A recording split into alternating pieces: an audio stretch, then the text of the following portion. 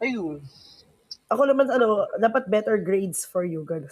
Yeah, better grades, Oo. ganyan, better work opportunity, gano'n.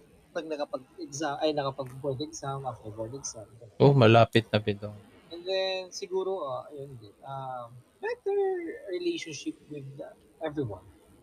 Family, friends, and relationship.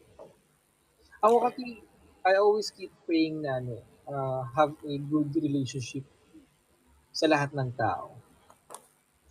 Kasi lagi kong parang kasi 'pag wala akong relationship na maayos sa ibang tao, parang feeling ko may masasabi sila, magkakaroon ng conflict, away. So, yun yung pinagpe-pray ko lahat, yung better relationship. Alam mo bunso, wait ka lang lalo 'pag nasa workplace ka na.